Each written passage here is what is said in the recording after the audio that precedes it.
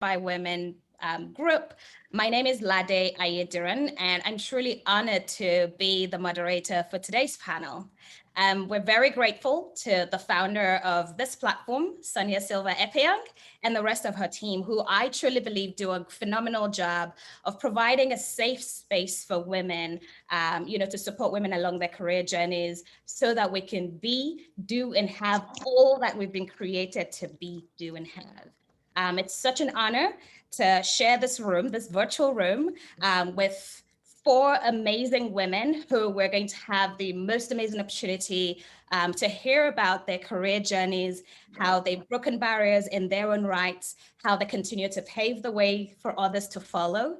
We'll hear about their experiences, the decisions that helped shape their careers to date, how they've managed to navigate challenges that come along this territory in a male-dominated industry for that matter, and as Black women in this male-dominated industry. And I'm super excited to dig into our conversation today. To set the scene, the theme of today's panel, if anybody's taking notes, I'm just joking, is navigating through the 4 Ps of your career. And those 4 Ps, and I mean the letter P, is number one, the peaks in what we regard as our victories, the potholes, the seeming failures, the pivots when we make changes, um, and the plateaus. Those are the boring parts of our career, and everyone experiences this 4 Ps throughout your career journey. And it is our hope that today, as you live this discussion, you are going to be armed with, the tools in your arsenal, additional tools in your career arsenal to help you recognize the different stages of your career, and enable you to make the most appropriate action for the particular season that you're in. And so we're going to build on top of other people's experiences. I always love to learn from other folks' experiences so I don't have to make the same mistakes, or so that I know exactly, when I'm going through a particular phase, I can, sort of refer to something that a mentor, a sponsor, a friend, a colleague, a peer has, walked through, and I can sort of leverage, how they navigated that particular phase and apply it in my case based on, my situation and my scenario. So that's to set the scene. So I'd love to dig in, and without much ado, I'd love to go around the virtual table and have our panelists introduce themselves. And why don't we start with Sonia Silva, co-founder of, the founder of For Women by Women. Hey, thank you, Lade, and good afternoon to all of my esteemed panelists. Good afternoon and good evening to all of you that are literally giving up a little bit of your time to hear from us. And we do hope that you take away some sort of tools, because this will be snippets of what we have been doing throughout our career. Now, who is Sonia? I think people tend to say, oh, it's so hard to talk about myself. I don't find it hard to tell people what I do and who I am. I normally say I'm a citizen of the world, and I say that because of my ethnic background, my heritage, the countries that I lived in, having been born in Lisbon, then moved and lived in Guinea-Bissau, Cape Verde, London, Lisbon. Again, so to me, a lot of that has formed me to be who I am as a person, my core values. What I do for a living, I work in finance, in particular banking, investment banking. I'm currently a director at Standard Chartered Bank. I lead several teams that look after financial markets for asset managers and hedge funds as well. But that is the professional side, and I don't want to bore you with all of the details of what I do professionally. So the other element that I always say, who is Sonia, is there's 2 other titles. So I am currently the founder and director of For Women by Women, which most of you would be familiar with, but in a very short sort of description, is a platform that it sort of composes of a couple of things, right? Sharing lived experiences and also showcase the talent that we have in Black, African, Portuguese-speaking countries as well, women in Portuguese-speaking countries. The title that I'm mostly proud of is the one of a mother. I'm a mother to a 5-year-old boy, and he's my inspiration, my drive. Everything I do is because of my son. I'll pause here, and then we can continue the conversation and explore some of my experiences. Thank you. Thank you, Sonia. Thelma? Hello, good afternoon. Thank you all for dialing in and joining us for this discussion. I am Thelma Lopez. I am also in finance, as you would have gauged by the panel and the title of our discussion. I work in corporate bank. I'm an assistant vice president in Barclays in the division of corporate asset management, which is a part of risk. I've been with the bank for 14 years doing various roles, also a mother of two. My children are 24 and want to be 18 in a week's time, or 2 weeks time rather. So yeah, I feel a bit old, if I can say that. With 2 adult children, then you can't help but feel old. And I've got a dog, which everyone will know. I can't stop talking about her. She's far too cute. I'm over the moon to be joining you for this discussion, to share experiences and, on how we got to where we are, and hopefully be able to motivate and help others who are in this journey. Thank you, Thelma. Newtha? Oh, you're still on mute. You're on mute. Apologies, sorry. Yeah, I'm Neuza Marcus. I'm a mother of 2 as well. I've got a 15-year-old and an 8-year-old, and like Sonia, they are my pride and joy. I'm in banking as well, so I'm a vice president in risk. I've been in the same bank for close to 20 years. Yes, I started when I was 10. So again, a multitude of roles I've done during that time. Started off in retail and moved just all over the place within that time. So it's been too fun to leave, actually. So yeah, I'm looking forward to actually sharing my experience with you and learning, and also imparting some of what I have learned with you. Excellent, thank you. And of course, Susanna.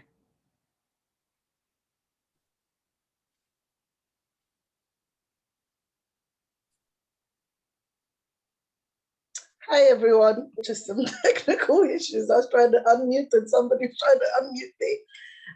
But hi everyone, I'm so pleased to be here today with my siblings doing this. I don't know if you've gathered or not, they are my sisters, the other 2 ladies. So it's great to do this with them. Like I said, my name is Susanna. I'm Susanna Marquez, and I have been in banking also for about 15 years now, 14 years. I've worked for 2 big banks, one of which I'm still working in. I'm a business relationship manager, so I look after small to medium enterprise businesses. My theme, or what I'm about, it's all about building great and lasting relationships. I like to meet people. I love to engage and interact and help people progress with their, business needs or whatever aspect of their lives. Really, I'm very outgoing. And that's a little bit about myself. And my pride and joy is my daughter also. She's going to be 18 in 2 weeks' time. I know I don't look like I've got an 18-year-old, but I do. And I'm very proud of that. So I will tell you a little bit more about myself as we go on, but thrilled to be here. Thank you for joining, everyone that's joined everywhere. Absolutely amazing. Thank you so much, ladies. Just wonderful, wonderful introduction. So why don't we dig right in, and let's start right from the beginning, okay? So Susanna, I want us to talk about your career journey to date, maybe an abbreviated version of your career journey. And one of the things that I'd like, to know is, and especially for the audience, you've been in the industry for 15 years, and I'm pretty sure you've probably you actually just mentioned you've held a number of roles. Did you create a career plan going into banking? And if so, how did that work out? Well, I'll tell you, I'll give an abbreviation of everything. It's been a bit of a journey for me. My passion, I don't know, a lot of people don't know this.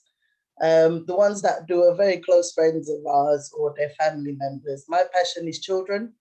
I've always loved to work with children.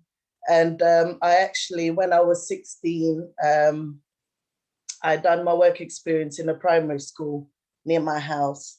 And I really enjoyed that. That's where I kind of found the love of working with children.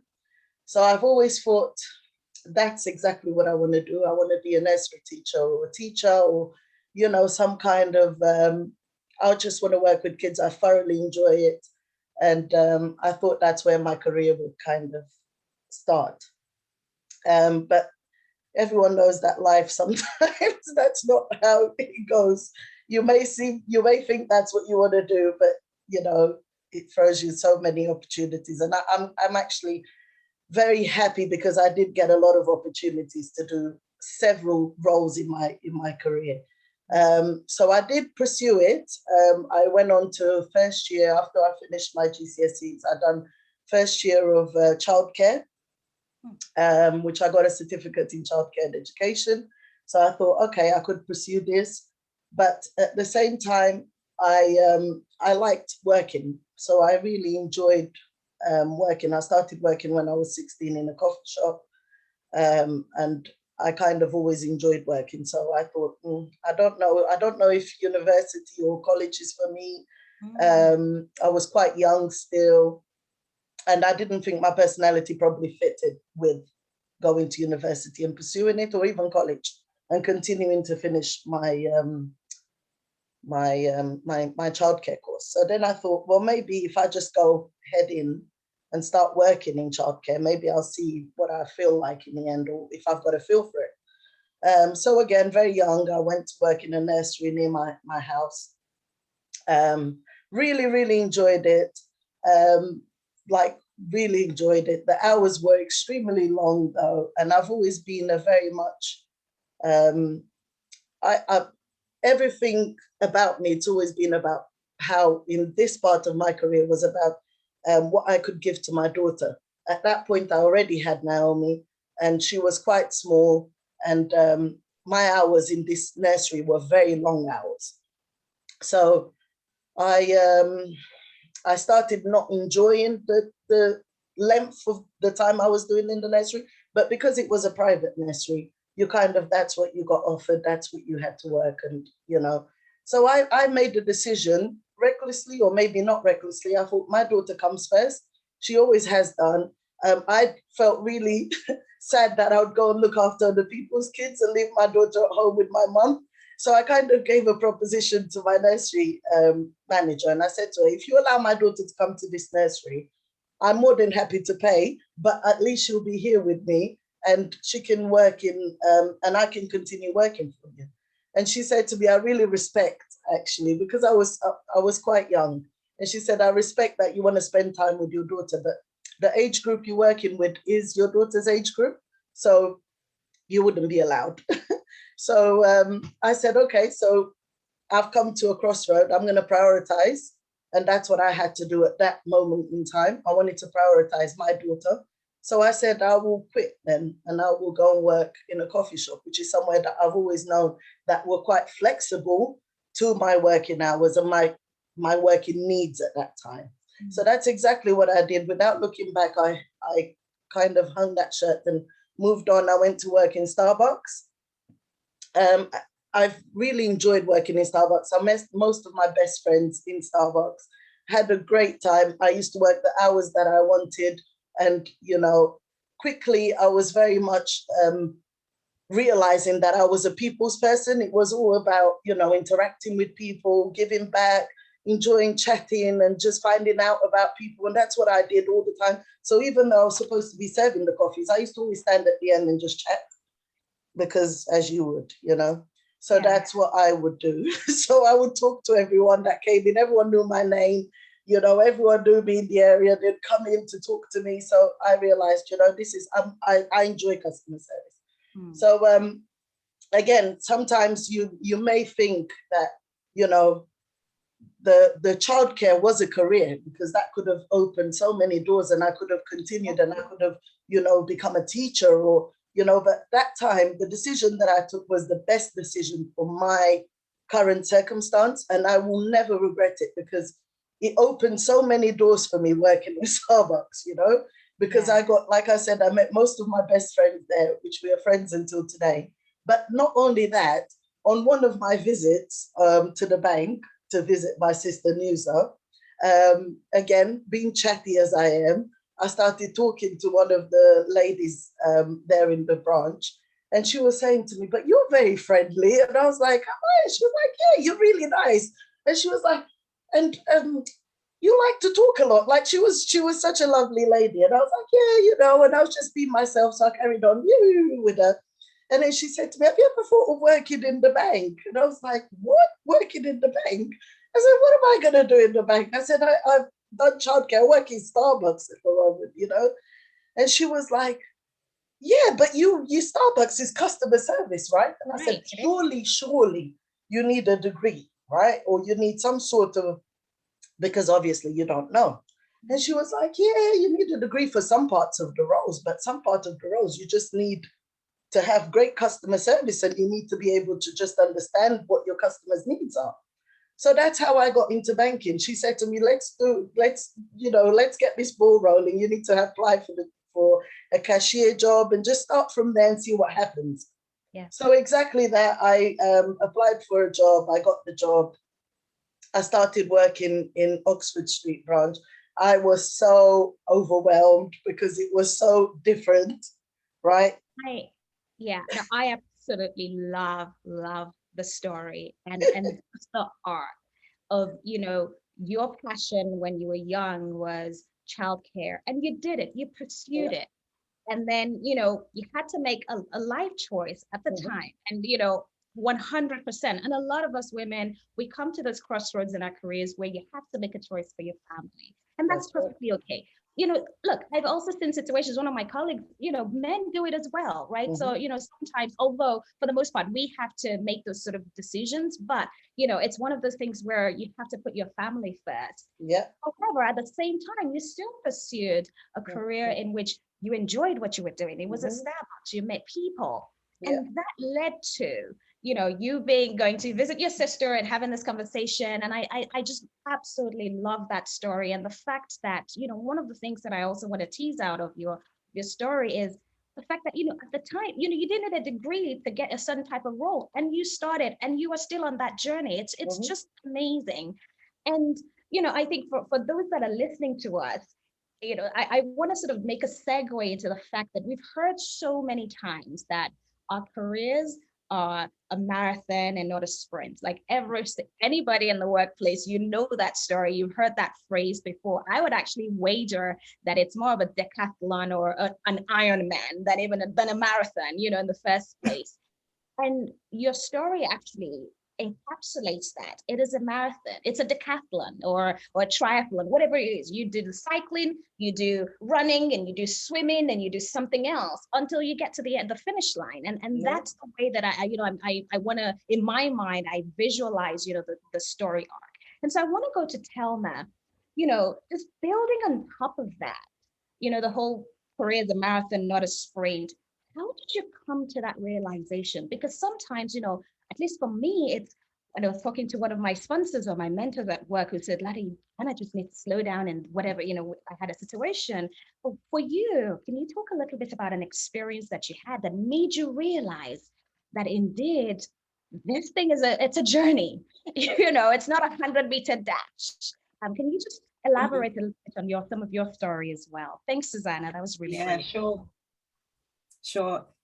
Well, from that, looking at that point of view, I always had this perception that I wanted to be doing something exciting all the time throughout my entire career.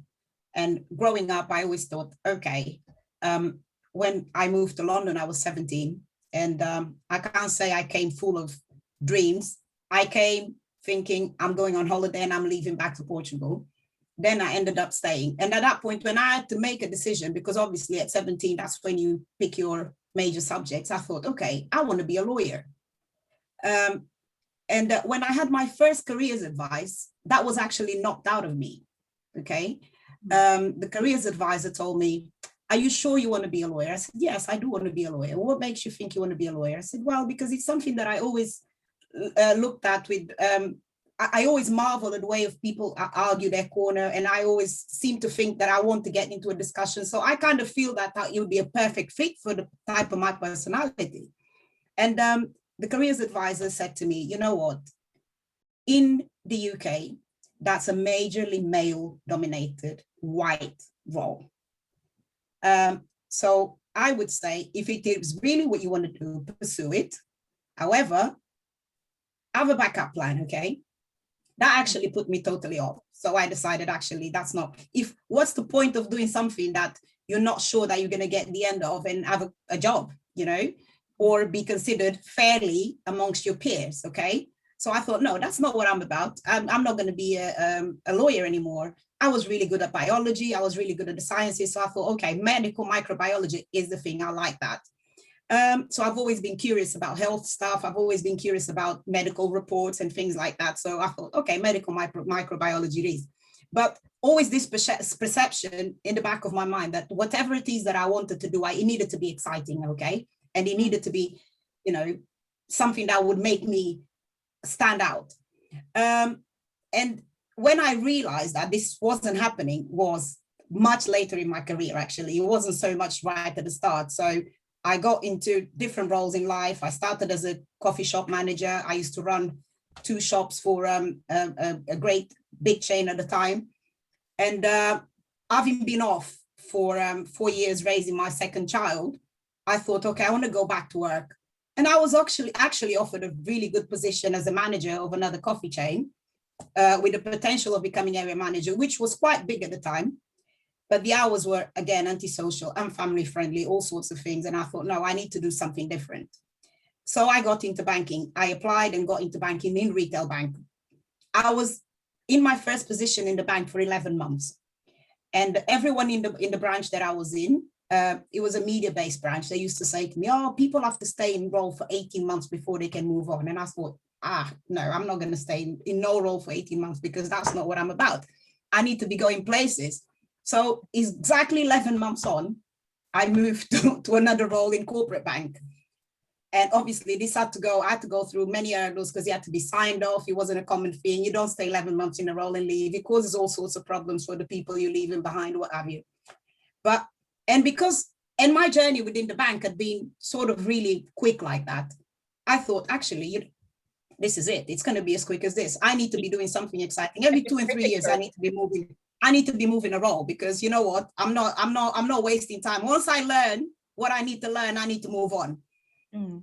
And then until I stayed in a role for longer than 3 years, that was my 3rd job in the bank.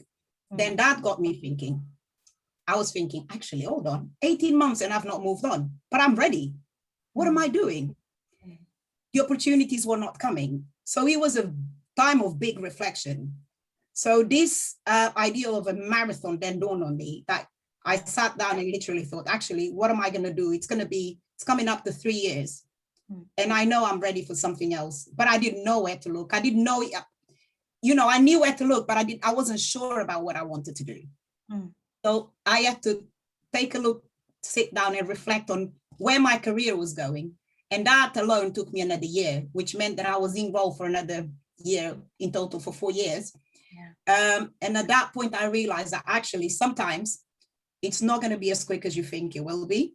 Yeah. And in those times where it's not going so fast, you need to take that as a moment of reflection and regrouping your energy, regrouping your learn, taking the experiences that you have with you and seeing, actually, I'm ready to move on, but what can I take from here that will help me, my transferable skills, and looking for that potential role that can actually help you grow.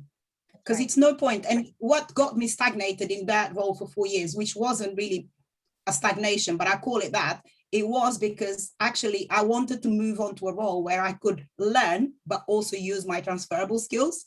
Yeah. So it's difficult if you're learning something from scratch. People tend to hire people that they know they're going to hit the ground running, basically. Oh, they're going to first week, they're going to put their foot under the desk. That's it. They're going to be going. Yeah. And the opportunities for you coming fresh are not always there. So using those times to actually upskilling yourself, regrouping your energy, and just, you'll give you a sense of purpose, also a sense of direction. I fully agree. Thank you. Thanks for sharing that, because that actually touches on, part of the fact that you mentioned you had to take some time to regroup and think through, at that particular point, what's the next set of goals? I think a lot of us coming to our careers we have our 5-year plan, 10-year plan, 20-year plan, and that's great. Please don't get me wrong. I'm a believer in dream books. I'm a believer in vision boards. I'm a believer in planning 100%.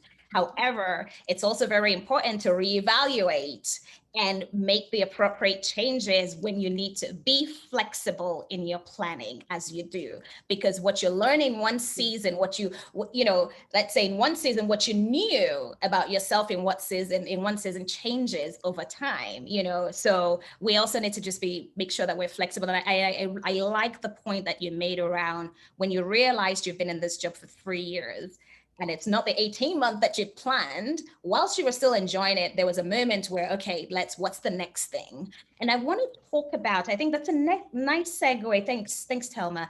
That's a nice segue into pivots. And this is one of the 4 Ps that, is part of our theme.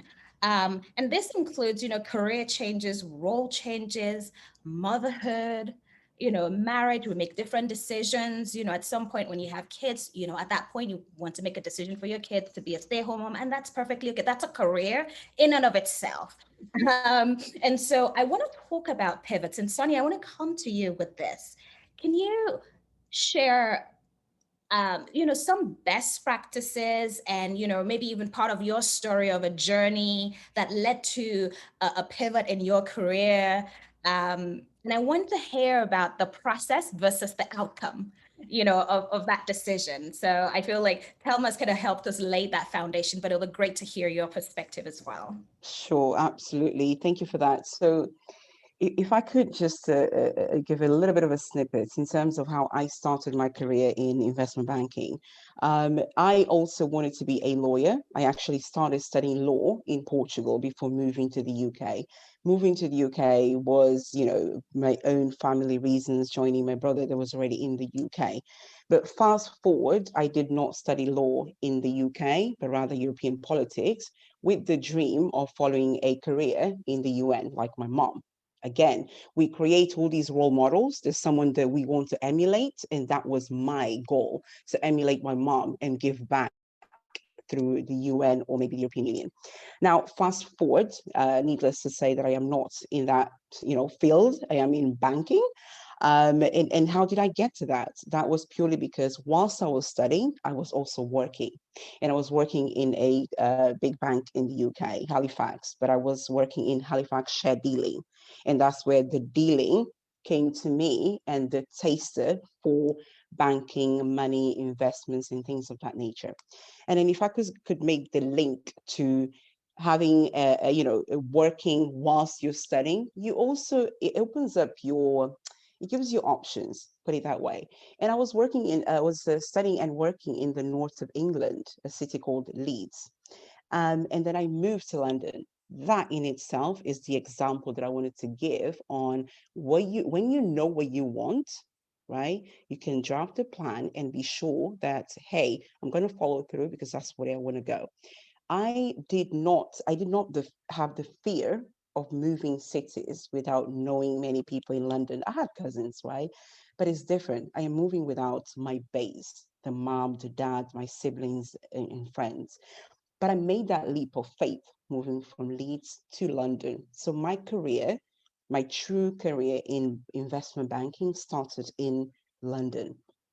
Having worked in a brokerage company, having worked at Bank of New York Mellon and JP Morgan, which to me, and we joke about this, the moment you work for JP Morgan or Goldman Sachs, that's a university on its own, right? Mm-hmm. Now, fast forward, within that experience of being, an analyst, an associate, as you climb up, those are the times that you experience these sort of like, ooh, am I pivoting? Am I stuck? And then you have that conversation with yourself. What am I doing? Right? But you have to be experienced enough into that exercise of knowing yourself. How many times did I get to that position? Quite a few. You know why? Because as you join these big firms, there are certain things that you are not told. right? Such as performance in itself would not take you to the next level. It's a combination of things, right? And then we introduced the topic that Carla Harris from Morgan Stanley talks about. There's two currencies that you need to be very aware of: the performance currency and the relationship currencies. So when we're talking, and I wanted to sum it up, right? When we're talking about pivoting, being stuck, what do I do? Yes, it starts with yourself, right? Knowing where you are in your career, knowing what do you want, define that with very specific goals. You can add timelines as well, but know that those timelines can shift. So you need a skill, and this is where I'm going to give the tip of being adaptable. Know that your plan can shift, right? It is not always a sequential thing that happens, and it's not always climbing up. At times, a lateral move will give you and put you in the position where you can accomplish the goal that you set yourself to achieve, right? So to close in that regard, I had a couple of instances where I was in that position. The one that hit me the most was I was at JP Morgan, and as most of you know, performance reviews, mid-year, end of year. And I got like, I think it was 2 consecutive years that I'm getting exceeds. Exceeds just means you are a top performer. But I wasn't getting promoted. So hold on a minute. This is me working, assuming that my exceeds and being on the top 10 or top 5, top 3 wasn't taking me anywhere. And that's when it dawned on me that it's not just about what I was doing. It was also about who knew Sonia and the value that she was bringing to the table and the work that she was doing, right? What that means is that you need sponsors, and we can delve into that. We need sponsors, we need mentors. Sponsors are those that have a seat at the table. They can speak about Sonia when she's not in the room. They are your advocates. The mentors will give you the good, the bad, the ugly. Those are the ones who will give you advice. They will tell you, I have done the walk, try this. If it doesn't work, give it a try with another sort of approach. So in a nutshell, as I am currently in my current role in Standard Chartered Bank, New York, the moment that I needed that shift and that I had to tap into sponsors, mentors, was me moving from London to New York, because I got to that point where it was almost what we tend to refer to, the glass ceiling, right? Okay, what's next? And again, what's next? It's different to everyone. It could be a title, could be a salary bracket, all sorts of things. But my next for Sonia was 2 years ago. And by tapping into my network and the fact that people knew what I was bringing to the table, I was asked, right? I didn't apply for any job. I was specifically asked to come to New York to set up a couple of teams and drive that vision that our CEO had.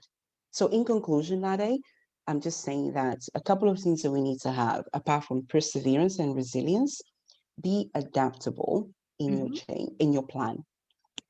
I absolutely love that. And I like the fact that you mentioned there are different types of pivots as well.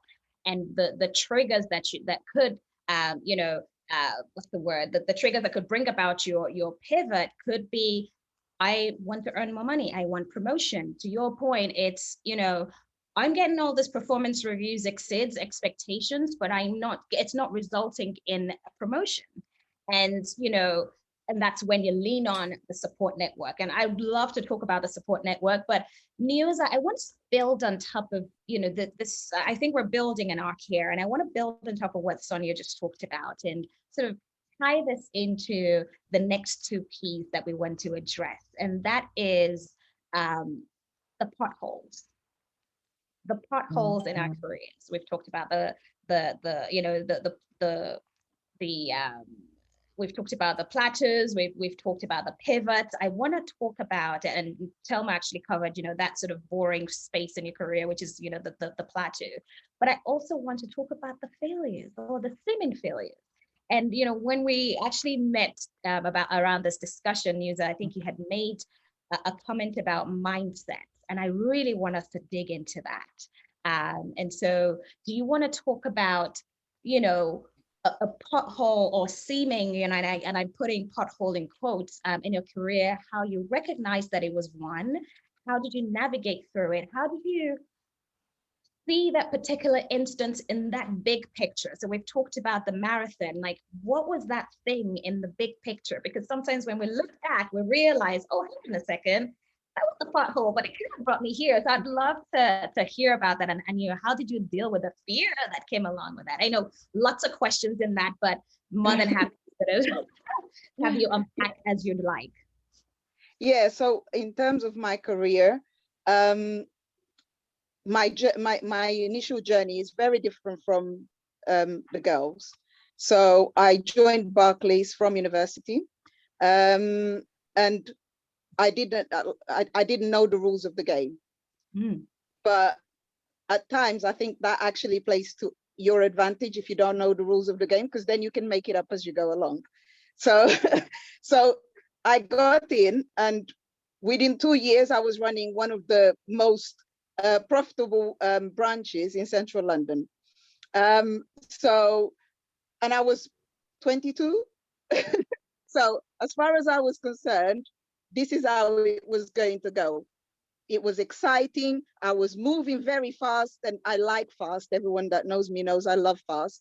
So it was challenging. I was busy, extremely busy, and I enjoy busy. So for me, that was exciting. And then I moved into corporate bank after I had a baby, and I went through those plateaus. I think in my career, at least, and I know that different people, with different people, it's different. When you go through pregnancy, it was always a time of plateau for me. So I had a baby. You first get pregnant, and you have all those hormone changes, and you become somebody that you're not used to. So for me, that was a challenge in actually understanding what was happening to me in the first place. But in dealing with that, I felt like my career was just not stagnated, but it was just slow. So it was too boring for the pace that I was used to. And I thought, you know what, I need something new, and I need to find something new. So I went into corporate. I heard of this project that was going on in the corporate bank, which was a 3-year project. The hours were absolutely crazy. And I just wanted to be involved, because actually from university, I wanted to be in risk. I knew university that I wanted to be. I never knew what I wanted to do out of with my life until I went to university. And the reason I did business banking at university, I did business at university, was exactly that. I didn't know what I wanted to do. So I thought, you know what, I'm just going to do something that will give me the broad skills. And that's okay. That's okay as well. Yeah. Yeah. Because you don't have to figure it out. You don't have to have it all figured out. Exactly. I think sometimes we put so much pressure on ourselves that we've got to have this plan. We've got to know, we've got to know exactly where we're going. And then it doesn't work out quite like that. I thought I wanted to be a psychologist. I did a year of psychology, and it was the baptism of fire, because it was all about neuropsychology, and I hated it. I fell asleep in all the classes.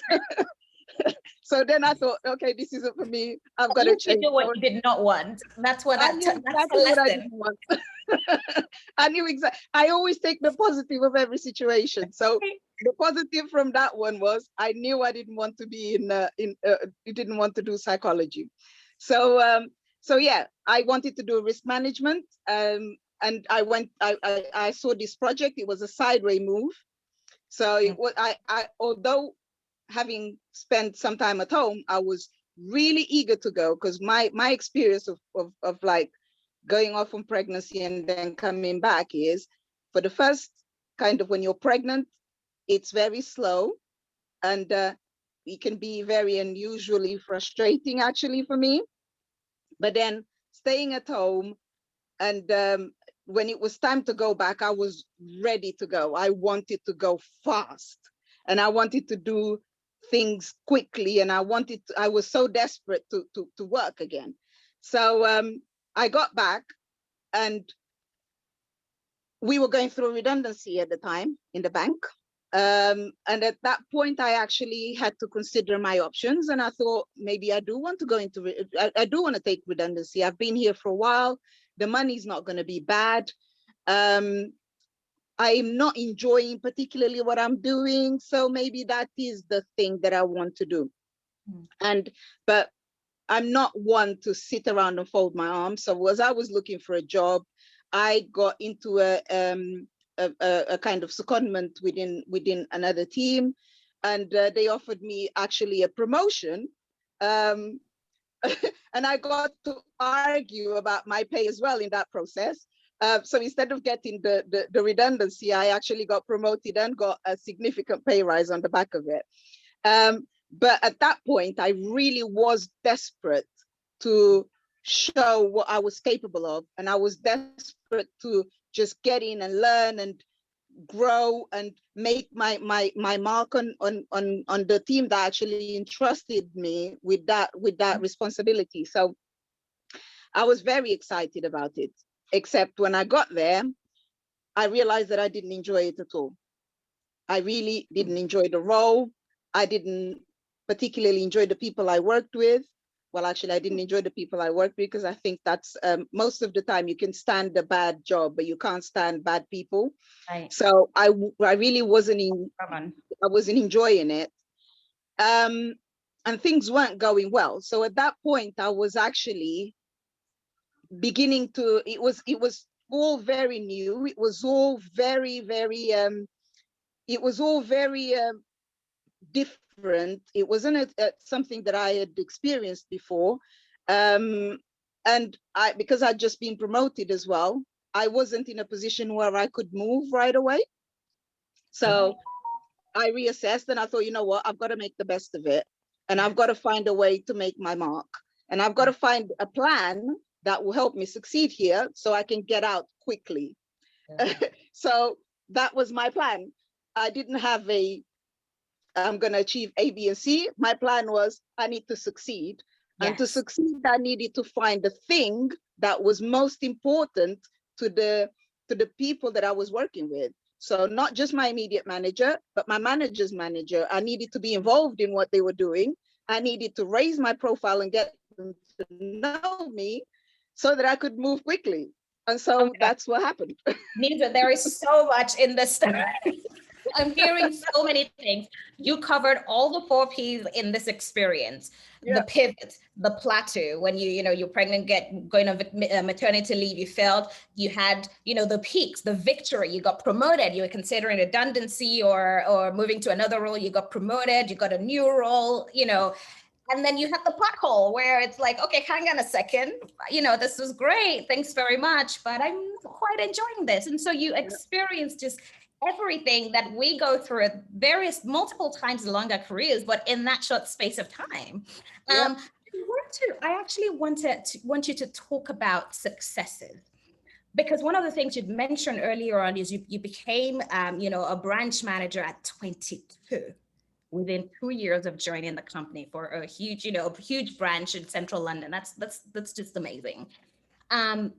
I want to know whether you were actually able to just take a step back when that happened and celebrate your success, or did you just feel like, okay, there's another mountain to climb?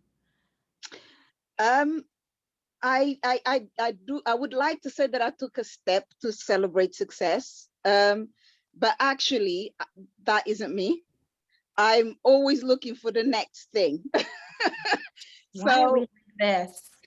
Yeah, so the funny thing about that victory for me, that was a great victory, because I applied for an assistant manager's job in the branch where I worked, and I had been, and this touches a bit on what Sonia mentioned as well. I had been working in this branch for about a year. My value was recognized. I was top of my area. I was top seller in my area for pretty much the whole year.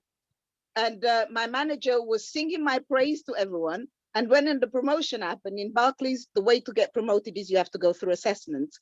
Mm-hmm. And I remember him coming to me, because there was another girl also in another branch, it wasn't in my branch, who said to him that she was applying for the job. And I think he was quite keen on her. So he came to me and he said, look, I really like you. I think you're one of the best people I've worked with, but I want you to know that I will be fair and I will give this girl a chance. So for me, I wasn't expecting any favors because I never had favors before. So I was like, okay, you do what you have to do. I'm going to go in and I'm going to do my thing and you do your thing. That was my mindset at the time. So I applied for this assistant manager's position, and because the interview went so well, I was offered the manager's position in the other branch.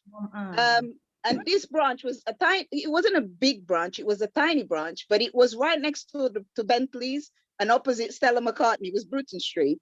And so when I got there, I looked around and the branch was kind of neglected. I straight away started thinking about how am I going to make this work? And I thought, you know what? I'm going to make this, I'm going to make the relationships with the people in the branch and outside so that I can work to the advantages of the branch. So I knew that high net worth clients were very regulars in that area. So that's what I was going to tap into. I didn't stop to think, oh yeah, that's such a great achievement. But I was thinking, I'm going to make this big. And I want to prove that I can make this big. Oh gosh, like that's just amazing. You know, again, it was about your mindset in that instance. You walked into the branch was a little rundown, but you saw the big picture. You looked around you. How can I make the most of this? And, you know, and again, it goes back to the same story you told about when you switched to corporate banking. You were like, how can I make the most of this situation? And in our careers, we're going to be faced with that notion where you have to make the most of whatever situation you are in. Especially, I mean, to your point, you had just moved into this team. The optics would have been atrocious if you then, you know, another couple of months you move on. But in that moment, find what's the advantage? What can I hold into? What does my manager want? How can I make my manager and my manager's manager successful in this period? Bid your time, build on top of it, and the next opportunity will come. Or you'll be, you know, Sonia's tapped on your shoulder. Sorry, Thelma, go on, jump in. Yeah, can I just add something? I think on what Nuzo was mentioning, it's so important that sometimes we get so busy with trying to prove ourselves. Like, I think from her example, she was very happy, obviously, to be taken on this new opportunity. She didn't stop to think how important it would be for her to celebrate her success. And I think we tend to neglect that aspect of our lives, of our careers. That's right. And I was the same. I was the same for a long time. I was very proud of what I did and I did it very well and people recognized it, but I wasn't very good at, it's a different thing celebrating your success and blowing your own trumpet, because you can be boastful and you can be successful and just walk the walk and talk the talk and people will know what you're about, okay? But I think we are not very good at celebrating our successes. And for me, it dawned on me that I was not good at it, although I was doing a fantastic job all the time and getting praised, until one of the team leaders that I had in the bank actually sat me down and said, Thelma, you do this and you do it so well. Why don't you own it? That is your job. It's not a team's achievement. So when we do something good, we need to take time to actually celebrate our success and let people see that we have done it. Yeah. I just wanted to add that little bit. If I could chime into that, can I just expand on that? I'm sorry, Lade. So I think we also need to recognize the cultural aspect of this. Women, we are trained, educated to be modest, right? You work hard, you accomplish this, but you know, on to the next one mentality type, right? Because you do not have time to pause before someone else has take up on that role or that opportunity. So yes, it is great, and I think we need to continue to reaffirm that. We need to celebrate successes, accomplishments, whatever success is, right? Because that's the other thing. Success is very personal. You define it, right? It's a combination of things, personal, professional, etc. But I just wanted to chime in just to add that it's not just the mindset, but also culturally, women, and that I think that's why it's important to have this type of platform, right, hint, hint, where we join forces, where we combine what we're doing together and share it with the world so that it serves as an inspiration to others. That is ultimately our role. Whatever we're doing today, you celebrate it, right? But it's not just for you. Yes, you're celebrating because, yes, well done, Nilsa, well done, Thelma, well done, Susanna, but it's also, what is the impact of your personal celebration in others? We have a duty to pass that on to others. That is just what I wanted to add to the conversation. You know, this was one that I know we're, because of this point, we may just go past the hour by a few minutes, but I think that should be okay. I wanted us to dig into this because, and you touched on something very important. I was actually going to go around the table to talk about this, like, how do you celebrate your success? And I'll say something before I move on to Susanna to provide some tips. Culturally, as women, I'm African, Black African. And from that culture, West African, from that culture as well, we're very steeped in, you know, the hierarchical structure and speak only when spoken to. And, you know, you're supposed to be humble and modest and this and that. So it's just a combination of things. And it does take a while for us to break through it. And, you know, for some of us who may be listening on this call, let me tell you, you're hearing all the VPs and directors and managing directors and partners and all of these titles. There are things that we also had to overcome. And so we're able to, and I want to just go around the room on, you know, just I want some practical experiences, practical tips on how you can actually tell your own success story without being arrogant, as you know, Thelma, you know, noted when she was talking earlier. So Susanna, do you want to just give us a couple of things you've done?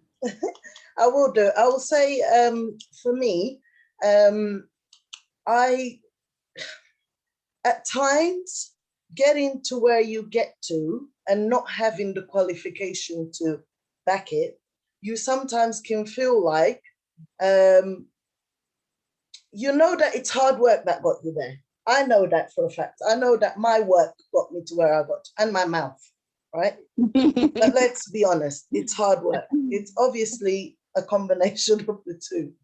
Jokes aside, but sometimes you think, it's that fear of, do I really, you feel like an imposter a little bit, like, how did I get here? How did, you know, I always looked up to Nilsa, to be honest with you, because she graduated and my brother graduated, and I always felt like they're, you know, and Thelma, I've always looked up to all my siblings, but I felt like, how can I be working at a bank like Nilsa works in a bank? She graduated from university, and that was my mentality as a young girl. And I used to think, how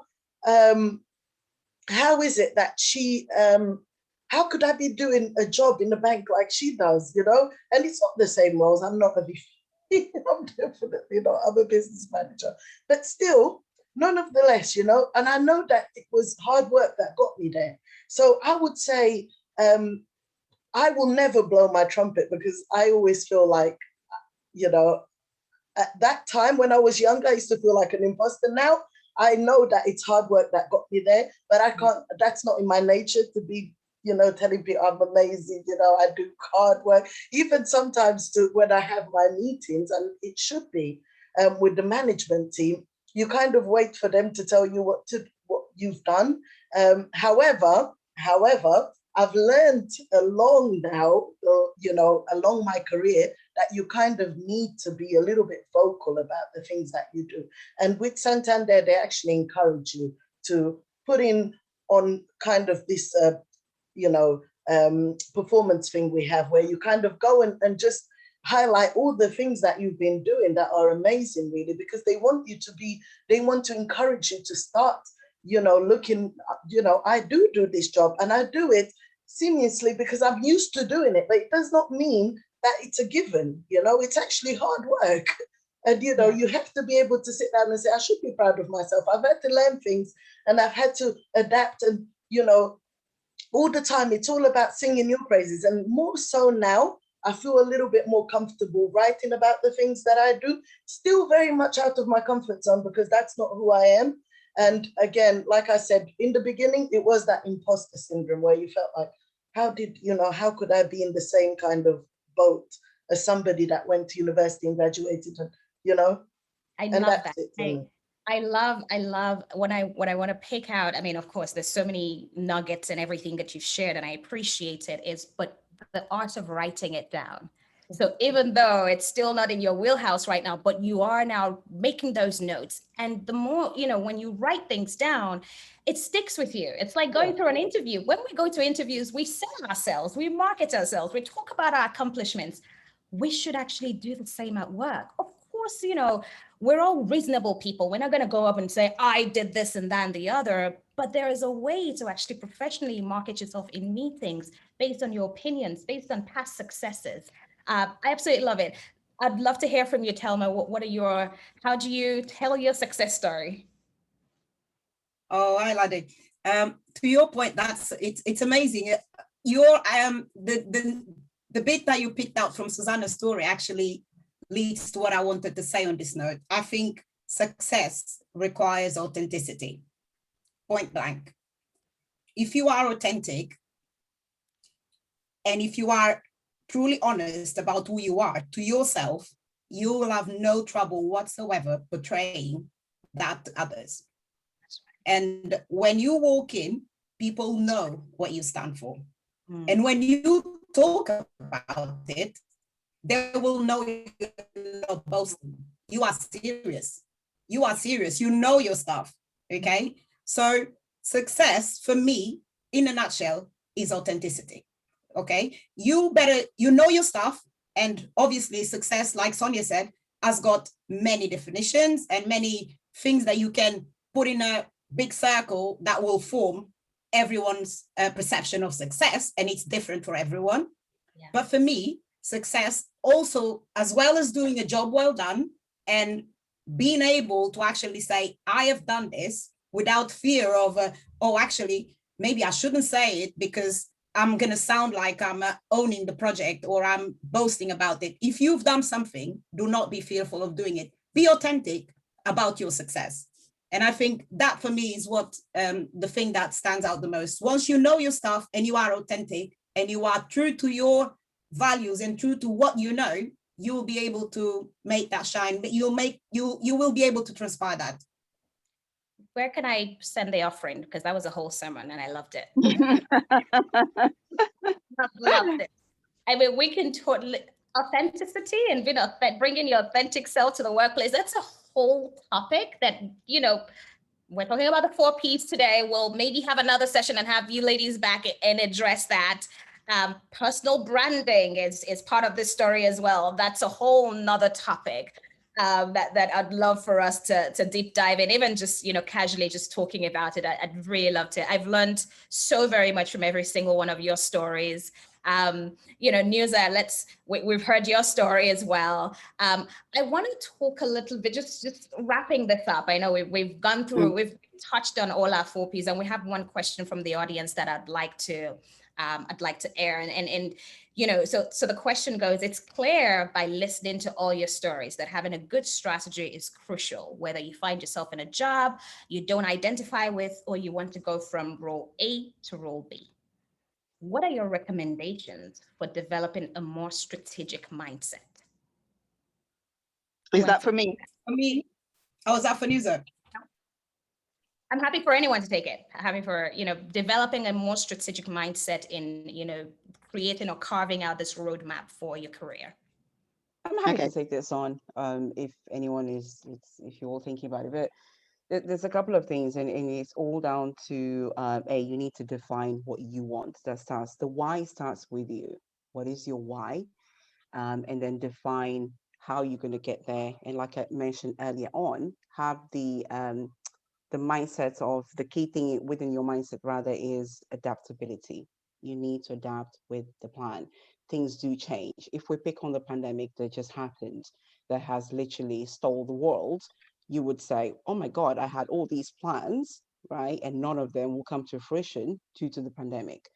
Now, having said that, one thing that I think we need to showcase here is that there are some differences, clear differences between retail and investment banking, granted. But in that difference, there is one thing that is very common, right? What you want to achieve from a professional standpoint, parking aside your personal successes. I usually joke, no one works for free. Otherwise, it would have been a charity. If you're working for a corporation, you expect something in return. That something could be of a monetary value, could be of a promotion, which naturally comes with that. So let's just make that clear. No one works for free unless you're a charity. Now, your mindset starts with you. That's the other point that I made on the why. When you combine all of that, make sure that you align your own values and vision with the company that you're working for, with their own vision as well, right? One thing we didn't talk about is that the company vision, the company they work for. We've been talking about the me, my why, this has happened to me, but you have chosen to be in the industry, right? You have chosen to be a part of that organization. So you either embrace it, or then you come to the realization that the corporate world isn't for me. I am going to try something else. That in itself is part of the mindset. Developing it, we alluded to earlier as well. That definition, that vision board, whether it's a couple of things that you stuck in the wall, whether it's in writing, whether it's in your mind. I'm a big believer that it's important to write them down. But those are clear things that you can do to develop that mindset, right? Yeah. And the last thing that I will say is that surround yourself with strong board of advisors. And what I mean by that is those mentors, those sponsors, those people that you can tap into to say, I think there's someone that is not on mute. I can hear. So those are the people that would literally tell you, hey, if you're thinking about, I don't know, a career shift or a going on for another role, those are the people that you want to have in that your board of advisors, right? To give you tips, to give you advice on whether you are going in the right direction. My board of advisor is composed of my family, friends, and people that are in the industry, right? Whether we like it or not, it's very difficult to have conversations, career conversations, someone that is investment banking with someone that is in an industry that isn't related to yours. It's very difficult to match up to that. People would not understand that. So I would say, just to sum it up and just give it three tips on that, is defining your why, and then make sure that it is a specific goal, and then be extremely adaptable in that. So that is your strategy. And then the fourth one would be surround yourself with a board of advisors that would help you, being a combination of friends, family, and professional people that are in the industry that you're in. All of this is applicable to all sorts of industry. Yeah, I agree with you, Sonia. I think that the last point you made there was something that I was actually going to touch on as well. I think the one of the most crucial things you can do to be successful and to change your mindset is to surround yourself with people that are different from you. So the people who are going to influence you the most are the ones you spend the most time with. So if the people you spend the most time with are exactly like you, you're only going to hear of the same. So you need to find people who are actually different from you and will broaden your perspective. Make sure that I believe in giving back. So make sure that there is knowledge that you impart in. So befriend people and surround yourself with people who can learn from you, but then surround yourself even more with people who can teach you something, and that will help you change your mindset. Because otherwise it's just very difficult. If you're the smartest one in the room, I think you need to change rooms. Isn't that what people say, right? That's right. If you are the smartest one in the room. Absolutely. Yeah. Yeah, absolutely. Absolutely. There, I know we're over time at this point, but it's just one thing I want to squeeze in, and maybe we can make this like a lightning round thing. And we always talk about the glass ceiling, and I have my own, my opinions on, whether or not the glass ceiling exists, but that's fine. But I want us to, and I want to go around the room like real quick. what was your breaking the glass ceiling experience, and how did you push yourself to achieve this? And I remember Thelma actually saying, you can either go for it or you keep staring at the ceiling. And I'm like, wow, that's a whole word. So, so Thelma, do you want to just talk a little bit about just quick snippet of your experience and how you actually, pushed yourself? Yeah, let's not kid each other. We all know the glass ceiling is there. And as women, there is a way to go. The glass ceiling is there for women. And as I say all the time, it's higher for women of color. For Black women, the glass ceiling is even higher. But it is within our power to actually try and reach for that glass ceiling, as I said on our previous call, or you can sit down and stare at the ceiling, okay? There always needs to be an action. You need to take that action to see how can you break into that glass ceiling. So, and I think fear is what prevents people more often than not to actually take that step, do the jump, because you look at it and you think, actually, there's no women out there. What makes you think a Black woman is going to get there? Okay. And those mindsets, I always call them, I call them the negative thoughts, the negative words. That you listen to them because you're saying it to yourself. That's right. And the way to actually go around it is to actually change those words. Instead of saying there's no Black women there, you should ask yourself, why can't a Black woman be there? Right. Why can't I be the Black woman that breaks that glass ceiling? Okay. Why can't a woman lead a project with this, and so on and so on? I remember going into meetings where I looked around, literally, and I was the only woman of color. And I thought, okay. And then I go back to the office, and you will have people that say to you, "Oh, I see they took you for the numbers to tick the box. You're flying all the banners there, diversity, inclusion. So you were everything." And Black, you tick all the boxes. And my reaction to that, because people will always try and knock it, okay? And my reaction to that was to say, actually, you want to know how I did it? Come and ask me, and I'm happy to tell you that I wasn't just a number there.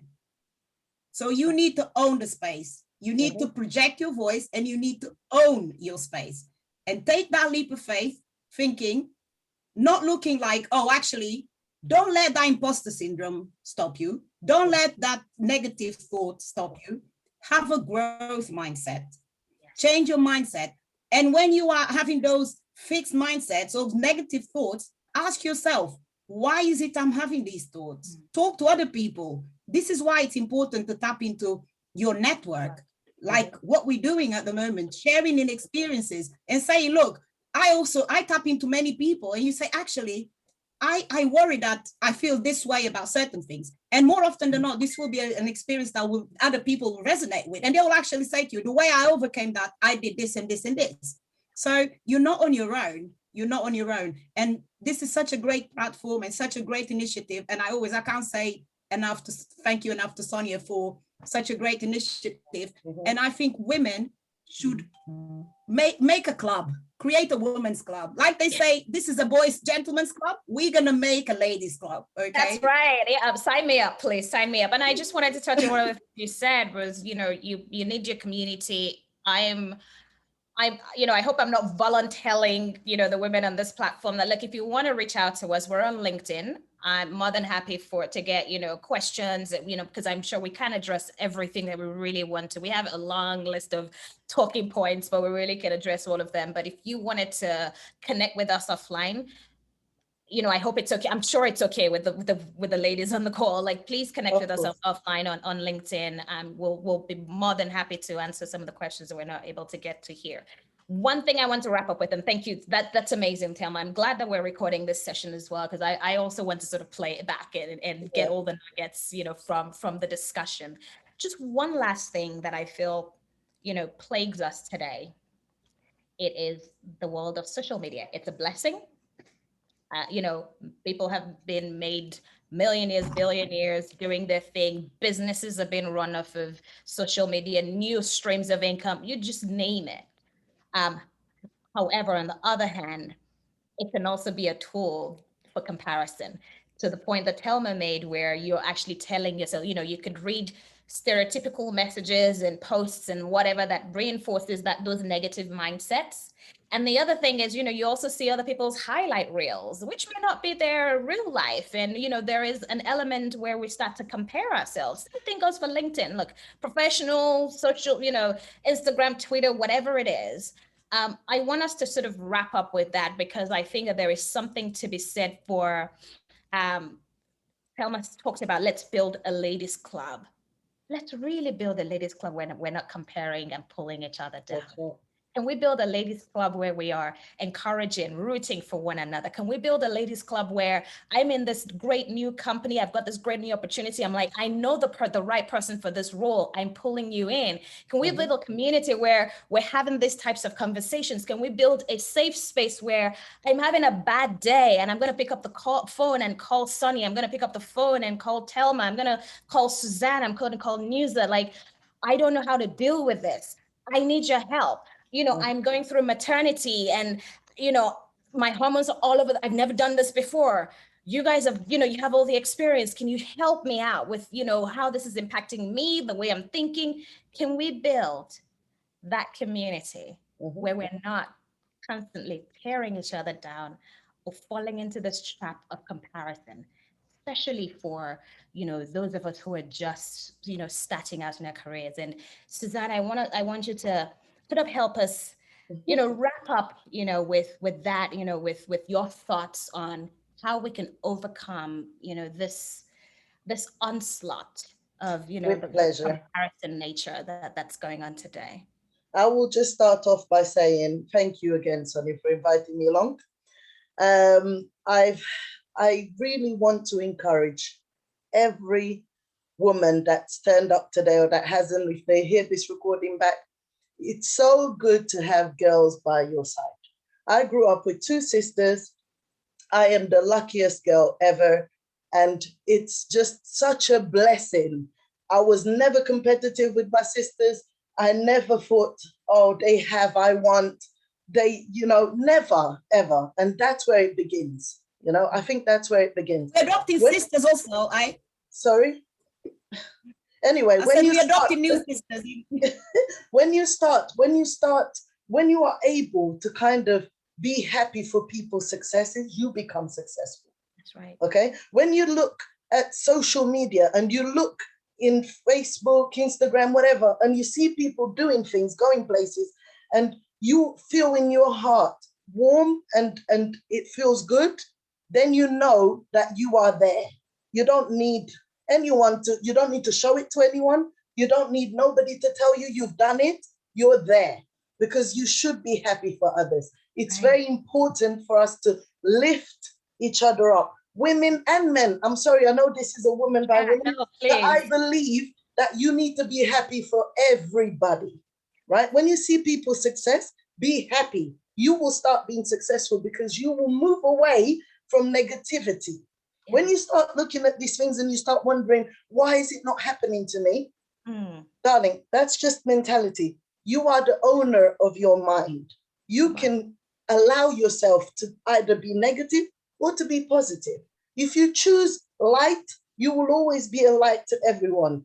If you choose darkness, you will never be able to step into that light unless you change what's in your mind. So I will say, I will encourage, I stand by it. When you look at other people's successes, be happy. When you look at other people's, if you want to know what they're doing, phone them. If you think they've done something amazing, tell them. Don't be this person that I'm not going to tell them because, no, tell them. You've done amazingly. I want to know how you did this. Can you help me? Don't be so proud to ask for help. Don't be proud to ask for help. Be able to ask for help and know that people will help you if you ask for it. Yeah. And, that's all I'm going to say. Oh my gosh.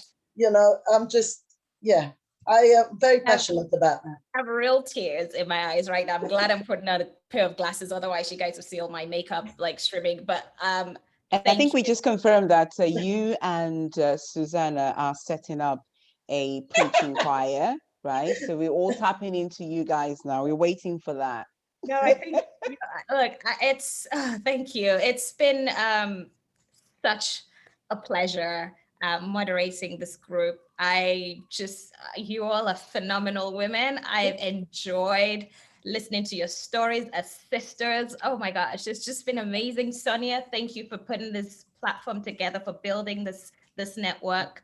And I really hope that everyone listening to us, you've learned just as much, even though I was also talking, but I've learned and assimilated a lot from all your experiences, Thelma, Suzanne, and Nusa, and Sonia. So thank you so very much for your time today. I know we went over, but I just wanted to make sure we covered all the bases because there's just so much depth of experience that I thought it was necessary for us to share. So if I may, I have to, we cannot walk away without me thanking you for the amazing work that you did. You know, you have here an array of experienced women, a lot of experience that we can share. And I think this could have been a total workshop, right? A total workshop of hours. But I think you did a fantastic job. I thank you. I appreciate you for what you do, the contributions that you make, not just in my personal life, but naturally, you're part of Women by Women, and all these ladies, they just don't know it, right? But because they're like telling, oh, I'm not officially a member. You are a member. But jokes aside, I just want to thank each and every one of you. Lade, the job of moderating is not an easy one. You did a fantastic job. To everyone that is literally watching us, we ask you, and I'm going to pick on what Susanna said, come to us, share with us, let's celebrate one another, right? Let's tap and say, Susanna, I think that was amazing, whatever that thing that she accomplished, right? So to close it off, yes, be the light in someone's life, but don't forget what Maya Angelou said. When you learn, you teach. When you get, you give. And I leave everyone with that. I thank you for everything that you do, and for literally sharing with the world at no cost, right? The art of giving back is this. Thank you all. I think, Lade, we should close the streaming, right? Okay. thank you. Let Thanks, me everyone. just, okay, 1 second.